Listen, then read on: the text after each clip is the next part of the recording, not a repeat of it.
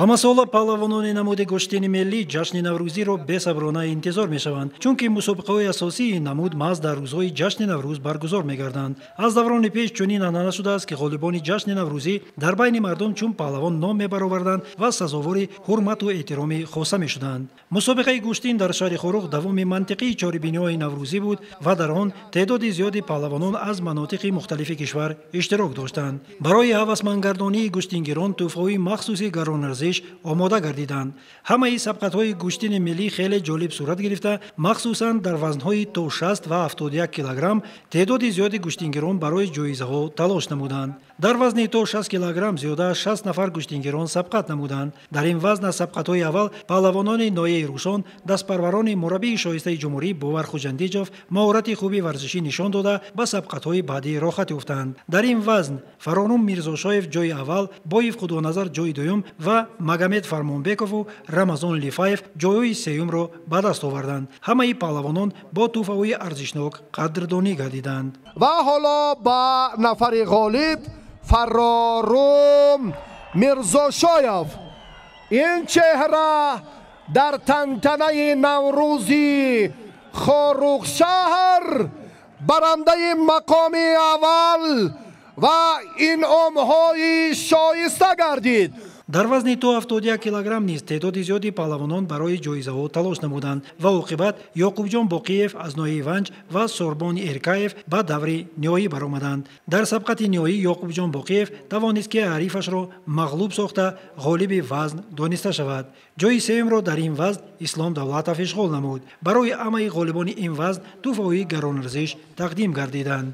ва ҳамчунин мукофоти арзандаи пулие, ки ин чеҳраҳо خیلی و خیلی هنرشان والا بود قدردانی میگردن و یعقوب جان باقیوف یک چاروای بزرگ شاخداری قطاس که ارزشش هم از 15,000 سامانی بالاست با این چهره ناموری گوشتین جودای تاجیکستان تقدیم میگردد. дар вазни то 78 килограмм қувваозмоии асосӣ байни Қоим Шукронов ва паҳлавони рӯсонӣ Салмон Раҳмихудоев сурат гирифт. Ин ду паҳлавон то сабқати ноҳӣ ҳамаи арифонро мағлуб сохтанд ва дар вохӯрии финалӣ бошад Қоим Шукронов ҷойи аввалро соҳиб гардид. ҷойи сеюмро дар ин вазн паҳлавонон Даравов Меҳвар ва Ақсақолов Гулшо ишғол намуданд. ман Шукронов Қоим имрӯз дар вазни 78 кило баромад карда ва сазовори ҷои аввал шудам. Миннатдории худро мерасонам, ки чунин мусобиқаҳоро мегузаронад ва мо варзигаро дар ӯ иштирок карда ва сазовори ҷойҳо мегардем. дар вазни то 86 килограмм теъдоди паҳлавонон зиёдтар буд ва то даври охир паҳлавонон Оламафрӯз Абдураҳмонов ва Акрам Садиров рохат гирифтанд. ғолибиятро дар ин вазн паҳлавон Акрам Садиров соҳиб гашт.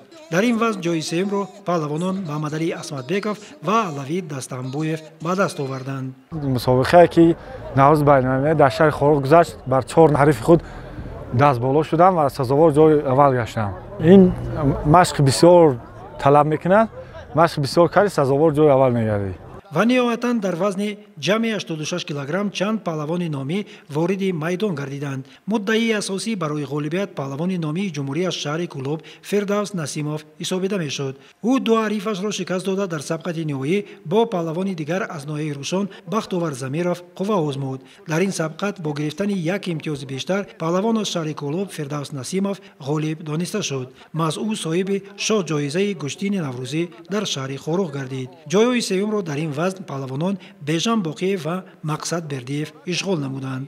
шоҳ-ҷоизаро барои паҳлавонони номӣ дар вазъияти тантанавӣ раиси вилоят Мирзонобод Алишер Худобердӣ тақдим намуд. ورزشی شهر کولوب فردوس نسیموف با گرفتن شاه جایزه مکافات عالی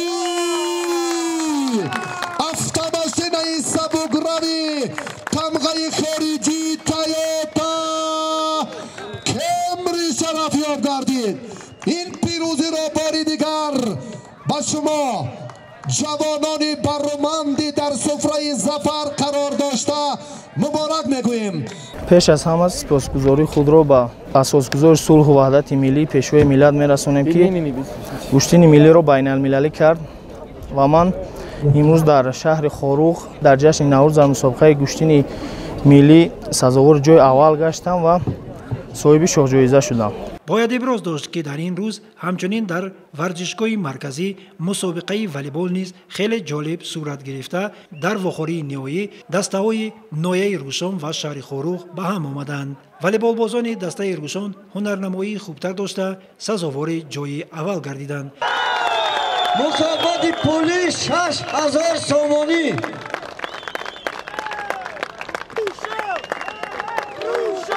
جای سوم را در مسابقه والیبال دسته نایه راشقله اشغال نمود. باید ابراز داشت که مسابقه خیلی جالب صورت گرفتند و مخلصان از تماشای سبقت‌های بهترین پهلوانان و والیبال بازان حلاوت بردند.